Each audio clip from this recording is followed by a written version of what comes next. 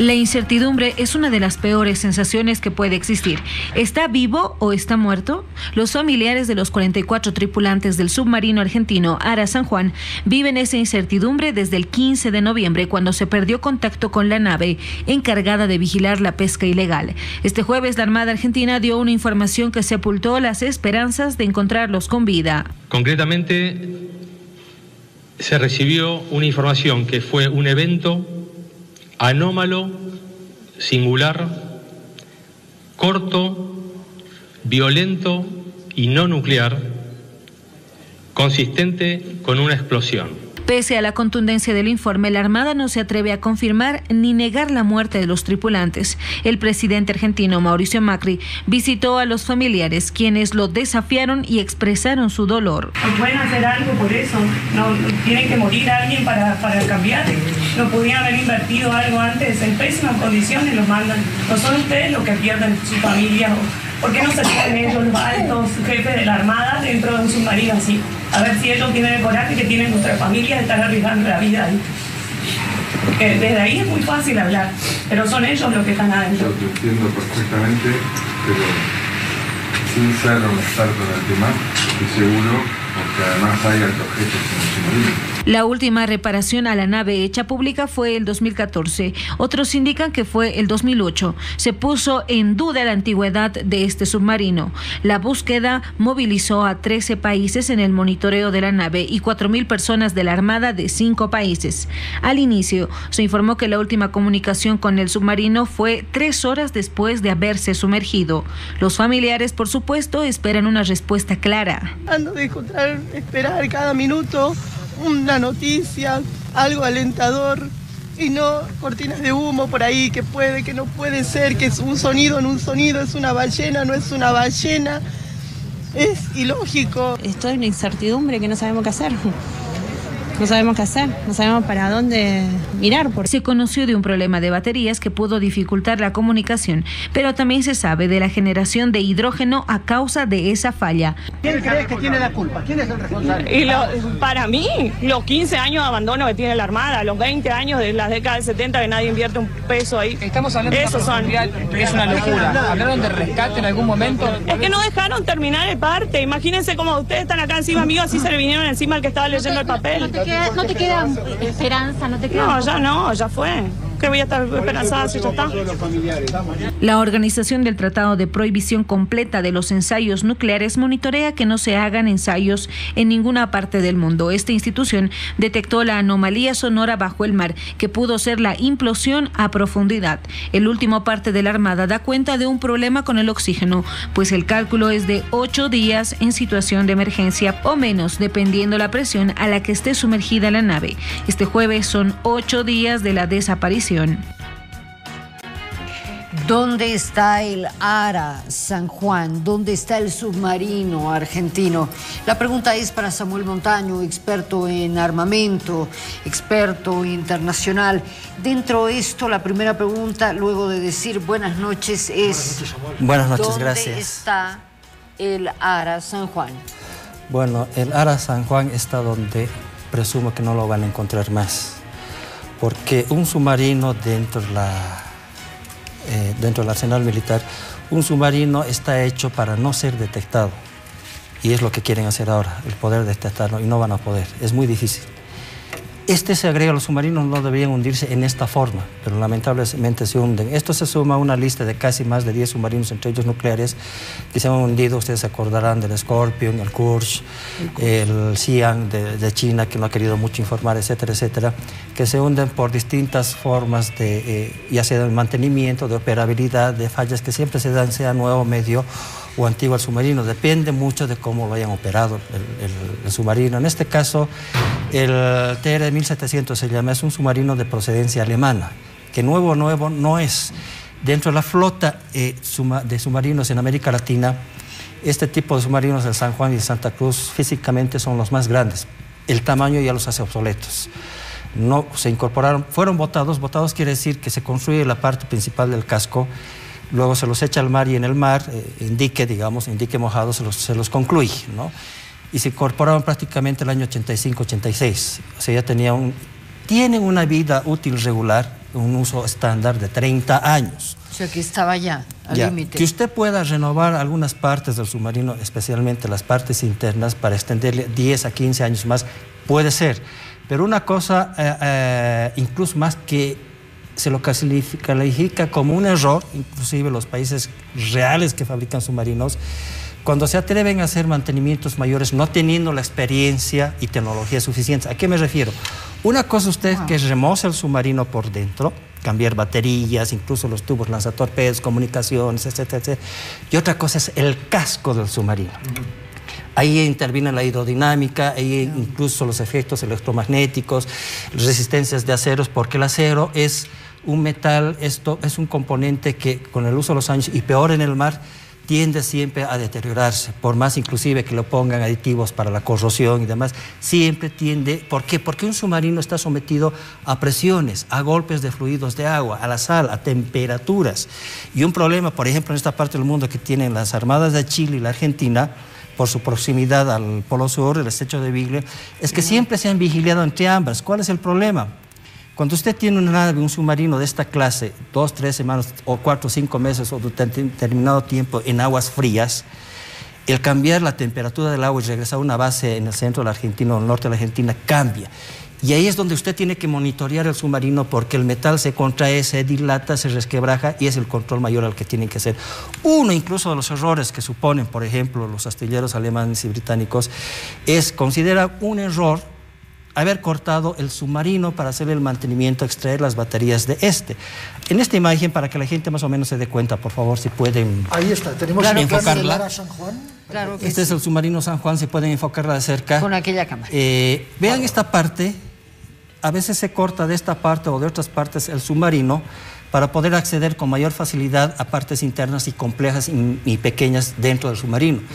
Si el país no tiene la experiencia suficiente para volver a soldar el submarino, cometen un terrible error de ingeniería, porque el soldar un submarino no es cosa fácil. Un barco. Los únicos países con esa capacidad son Estados Unidos, Rusia, Alemania, Suecia, Inglaterra y el Japón. Inclusive Francia e Italia, que fabrican submarinos, no tienen esta capacidad. Ahora, al haber hecho esa obra de ingeniería dentro de la Armada Argentina, ¿no se habrán afectado las candelas, que son las que generan justamente oxígeno y permiten la renovación de aire allá adentro? Es muy posible, es muy posible. Inclusive, yo presumo de que la supuesta explosión puede darse a distintos factores. El submarino puede estar a tal profundidad que ya no ha aguantado una presión y haya reventado prácticamente, o que se estén expulsando bolsones de gas y aire contaminado. Es una posibilidad. No sabemos con exactitud, pero la más cercana es que por presión haya reventado prácticamente el submarino. Se habla mucho de implosión. ¿Implosión o explosión? Implosión, porque es cuando usted se sumerge en el mar, cuanto más profundidad llega a tomar, más presión hay. ¿Cuál es la guerra antisubmarina? ¿Por qué cuando uno ve con atención la guerra antisubmarina que echan cargas en el mar, pero las cargas no tocan al submarino? Son cargas de profundidad, perdón. Claro, sí. Pero hacen explosión. Esa explosión aumenta la presión del agua, desplaza el agua. Y ese desplazamiento de agua es lo que presiona al submarino, con el agua que está abajo, que es una masa pesada, y el agua que viene encima, que es mucho más pesada. Eso es lo que destruye, lo que resquebraja al submarino. Entonces, ¿qué pasa? La gente se pregunta, ¿pero qué sucede? Ha visto muchas películas y dice, bueno, el comandante se está arriesgando, se sigue sumergiendo.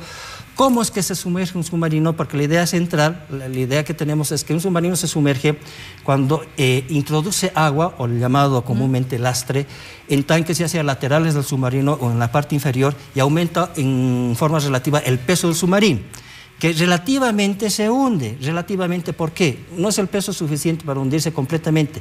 Lo que hace que el submarino se sumerja son los timones que tienen, ya sea en la torreta, unos alerones, en la cola o en el casco del submarino. Estos alerones son los que mueven, los que inclinan al submarino o los que levantan al submarino. Y si ha habido una falla hidráulica o eléctrica que ha manejado o ha prácticamente mantenido inclinado el timón, quiere decir que el submarino se va a pique. Una falla, puede ser una falla. O sencillamente que el timón haya estado en buenas condiciones y una falla eléctrica, como la reportada por el submarino, le han dicho, mire, nos estamos hundiendo, y tiene que haber sido una falla relámpago. porque no les ha dado la oportunidad de evacuar el submarino. Samuel, no les ha dado la oportunidad de transmitir más rápidamente. Samuel, ¿qué tipo de misión estaba cumpliendo el ARA San Juan? Porque se hablaba de una misión de submarinistas, ¿verdad? Así es. Por un lado. Pero usted me ha dicho, le voy a dar absolutamente todo el crédito, usted que ha estado investigando el caso, que el submarino, el ARA San Juan, tiene una capacidad para 30 tripulantes, ¿verdad? Así es. Y tenía 44. ¿A su criterio qué ha pasado? Sí, según el fabricante, la tripulación estándar del submarino es de 30. Después de la última reparación en 2014 aumentaron la tripulación a 37 hombres, pero supuestamente regresaba a su base casi en la parte central de Argentina con 44 hombres. Los restantes de la tripulación estándar, según la Armada, eran submarinistas, eran buzos y demás que estaban siendo trasladados en el submarino. Estos submarinos se llaman submarinos de patrulla, es decir, que pueden navegar 7 días sumergidos, subir a superficie para recargar baterías por el oxígeno, porque el diésel, aire, refrescarse un poco y volverse a sumergir. ¿De acuerdo? Las comunicaciones en misiones extremas, por ejemplo, ha habido épocas durante la Guerra Fría y también entre la tensión Argentina y Chile, que los submarinos cuando salían a superficie tenían que usar hasta 1/10 de segundo para comunicaciones de radio, para no ser detectados. ¿De acuerdo? Wow. Entonces, ¿qué hacen? Hacen patrullas por lo general. El San Juan tiene una autonomía, digamos a 5 nudos, algo más de 10 kilómetros por hora, ahorrando energía. Tiene una autonomía que es entre 22.000 a 25.000 kilómetros, ahorrando la autonomía. Ya puede ser. ¿Ya? Pero cuando tienen esfuerzos de que el submarino, incluso en épocas de paz, es un arma secreta, fatal, terrible. Sirve para espionaje, por ejemplo. Por darles un ejemplo, nosotros tenemos mar y nos anoticiamos que está llegando un convoy de armas llevando a Chile. ¿Y cómo podemos saber lo que van a entrar en puerto? Mandamos un submarino que pueda espiar, que pueda escudriñar en la noche, etcétera, etcétera, mandar algún buzo, algún espía. Por eso es difícil de detectar los submarinos y peor aún. Bueno, pero a ver, varias cosas. Hemos visto, los familiares se quejan de una armada que no comunica, de una armada que no reacciona, de una armada que no da las condiciones, de una armada que los deja morir. Desde fuera tiene sentido, desde dentro. ¿Tenía opción el capitán de este submarino? ¿Tenía opción de mandar información? ¿Tenía opción de mandar señales? Porque se ha hablado de que pueden soltar cebollas, de que puede salir gente, de que puede. ¿Puede? No, por lo general. Inclusive los submarinos nucleares norteamericanos que tienen estas posibilidades para poder ser detectados, hasta el momento ninguno ha funcionado. En pruebas, en accidentes. El Nestor, por ejemplo, tenía todas las posibilidades de mandar boyas, de mandar hilos, de mandar mensajes flotantes y demás, pero no lo ha logrado hacer. Ahora, ¿qué pasa? Esto tiene que haber sido repentino, tiene que haber sido de golpe, porque no les ha dado la oportunidad ni siquiera de dejar un papel en el mar, algo que navegue en el mar. Por ejemplo, los chinos están implementando un sistema muy rústico, pero efectivo, que cuando ellos suponen que se van a hundir, lanzan miles de pelotitas de plástico de colores intensos en el mar. Y con un determinado peso, de tal modo que el mar no los pueda alejar mucho de la zona donde se haya hundido el submarino. Es una posibilidad. Otra posibilidad de los submarinos rusos, por ejemplo, han adaptado los lanzatorpedos para que en caso que uno se hunda, la cámara de torpedos pueda ser adaptada para poder disparar por presión de aire cualquier pedido de ayuda, ya sea una boya, ya sea un trapo, ya sea un cable, ya sea un mensaje, ya sea una botella, lo que sea.